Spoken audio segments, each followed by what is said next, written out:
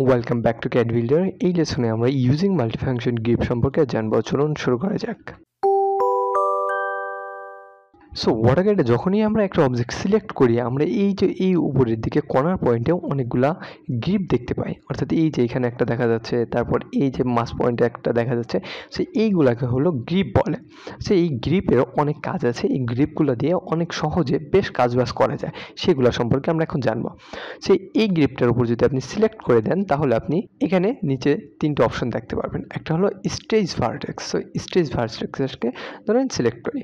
তো এটার মাধ্যমে এই যে আপনি অবজেক্টটাকে আপনার প্রয়োজন মতো স্ট্রেস করাতে পারবেন। আচ্ছা, আমি স্ট্রেস করাইলাম। এরপর সেইখানে আছে আবার অ্যাড ভার্টেক্স। সো অ্যাড ভার্টেক্সের মাধ্যমে আপনি চাইলে আরেকটা লাইনকে এখানে অ্যাড করে দিতে পারবেন। সো আমি এখানে একটা লাইন অ্যাড করে দিলাম। আচ্ছা, সো এরপর এখানে আমাদের আরেকটা অপশন আছে যে রিমুভ ভার্টেক্স। সো এই ভার্টেক্সটাকে আমি রিমুভ করতে যাচ্ছি, ধরেন এইটার সাথে এইটার অ্যাড করে দেওয়ার জন্য। সো সেক্ষেত্রে আমরা এই পয়েন্ট থেকে রিমুভ ভার্টেক্সটা দিয়ে দিলাম, তাহলে এই দুইটা পয়েন্ট আমার অ্যাড হয়ে গেছে একসাথে। আচ্ছা, এরপর গেল। সো এইখানে এই তিনটে অপশনই আসছিল।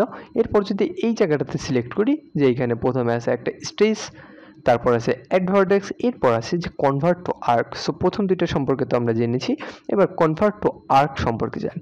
সো কনভার্ট টু আর্কে সিলেক্ট করে দিই, তাহলে আমরা দেখতে পাবো যে এখানে আমরা এটাকে একটা আর্কে রূপ দিতে পারি। ঠিক আছে, সো আমি একটা আর্ক তৈরি করে দিলাম। আচ্ছা, এরপর যদি আবার এই আর্কের এখানটাতে সিলেক্ট করি, এটাকে আবার আমরা লাইনে কনভার্ট করতে পারবো। সো এটাকে আমি আবার একটা লাইনে কনভার্ট করে দিই। ঠিক আছে, সো এইভাবে হলো আমরা এটা করতে পারি। সো আমরা আমাদের অরিজিনাল পজিশনে ফিরে যাই।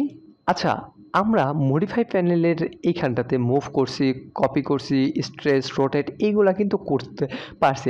এখন আমরা কিন্তু ডিরেক্ট এই গ্রিপ ব্যবহার করেও এই কাজটাকে করতে পারি। তো সেই জন্য আমরা প্রথমে এই অবজেক্টটাকে সিলেক্ট করি। এরপর ধরেন যে আমরা যে কোনো একটা পয়েন্টের উপর ক্লিক করে দিই। আচ্ছা, এরপর নিচে দেখেন একটা অপশন আছে যে স্ট্রেস, স্পেসিফাই স্ট্রেস পয়েন্ট। আচ্ছা, এটাকে আমরা একটু জুম করি, তাহলে এখানে দেখবেন যে একটা কমান্ড আছে যে স্ট্রেস কমান্ড। ঠিক আছে, সো এই স্ট্রেস কমান্ডটা এখন অ্যাক্টিভ আছে। সো এটাকে কিন্তু আমরা স্ট্রেস করতে পারতেছি। তাহলে আমি এদিকে নিচ বরাবর স্ট্রেস করতে পারতেছি। এবার যদি আমি শিফট কি চেপে ধরে রেখে তারপর আমি স্পেস অথবা এন্টার চাপি, তাহলে এটা চেঞ্জ হবে। আচ্ছা, এখন দেখা যাচ্ছে যে আমাদের স্ট্রেসটা এখন মুভ কমান্ডে চেঞ্জ হয়ে গেছে। সো আমরা এখন এটা চাইলেই আমাদের প্রয়োজন মতো এটাকে মুভ করতে পারতেছি। সো আবার যদি আমি এন্টার প্রেস করি, তো আমরা দেখব সেইটা রোটেটে চেঞ্জ হয়ে গেছে। ঠিক আছে, সো এটা এখন রোটেট হচ্ছে। আমরা আবার যদি শিফট চেপে ধরে রেখেই এন্টার চাপি, তাহলে দেখব যে এটা আমার স্কেলে চলে আসছে। সো এখন আমরা ডিরেক্টলি এখান থেকে এটাকে ছোট অথবা বড় করতে পারতেছি। ঠিক আছে, আবার যদি আমরা এন্টার চাপি, তাহলে দেখব যে এটা মিরর হচ্ছে। ঠিক আছে, এই পয়েন্ট থেকে এটা মিরর হচ্ছে। আবার যদি আমরা এন্টার চাপি, দেখব যে আমাদের প্রথম যেটা ছিল স্ট্রেচ, সেই স্ট্রেচে এটা ফিরে আসছে। সো এইভাবে চাইলে আমরা এটা করতে পারি। ঠিক আছে, এখন আরেকটা অপশন আছে, সেটা হলো আমরা যদি একসাথে কয়েকটা গ্রিপ সিলেক্ট করতে চাই, সেক্ষেত্রে আমরা শিফট চেপে ধরে রেখে এই গ্রিপটা আমি সিলেক্ট করলাম। এখন কিন্তু এটা লাল হয়ে গেছে, একেবারে লাল। ঠিক আছে, এরপর এই গ্রিপটা সিলেক্ট করলাম।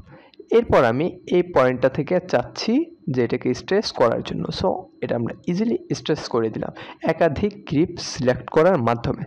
সো এটা আমরা চাইলেই করতে পারি। এখন ধরেন যে আমি এই সার্কেলটা সহ এই অবজেক্টটাকে গ্রিপের মাধ্যমে মুভ, কপি, স্ট্রেচ বা রোটেট করতে চাচ্ছি। সো সেক্ষেত্রে আমরা এই দুইটাকেই সিলেক্ট করব। আমরা এই পয়েন্টটাকে সিলেক্ট করে দিব। এরপর আমরা একইভাবে ওই শিফট চেপে ধরে রেখে আমরা এন্টার করে দিব। তাহলে আমরা এই যে এখন এটাকে পুরো অবজেক্টটাকে একসাথে, অর্থাৎ এই দুইটা অবজেক্টকে আমরা একসাথে মুভ করতে পারতেছি। এন্টার করে দিলে আমরা এখন রোটেট করতে পারতেছি। যদিও সার্কেলের রোটেটটা কিন্তু বোঝা যাচ্ছে না, কিন্তু আমরা কিন্তু রোটেট করতে পারতেছি। আচ্ছা, এন্টার করি। এখন আমরা বড় বা ছোট করতে পারতেছি। এই যে বড় করলাম বা আমরা ছোট করলাম। আচ্ছা, আবার এন্টার করে দেই। সো আমরা মিরর করতে পারতেছি। এক্ষেত্রেও সার্কেলের মিররটা কিন্তু বোঝা যাচ্ছে না। আচ্ছা, আবার আমরা এন্টার করে দেই, তাহলে আবার কিন্তু পূর্বের স্টেজে ফিরে আসছে। সো এইটা আমরা চাইলেই করতে পারি। সো আমি ESC চেপে বের হয়ে যাচ্ছি। এবং পুরা কমান্ডটা থেকে বের হয়ে যাচ্ছে। তো এই ছিল অটোক্যাডে মাল্টি ফাংশনের অর্থাৎ মাল্টি ফাংশন গ্রিপসের কাজ। আপনি আপনার প্রয়োজন মতো গ্রিপ ব্যবহার করে ড্রয়িংয়ে আপনার কাজের গতিকে অনেক বেশি বাড়িয়ে ফেলতে পারবেন। তো এই ছিল আজকের ভিডিওতে। ধন্যবাদ সকলকে।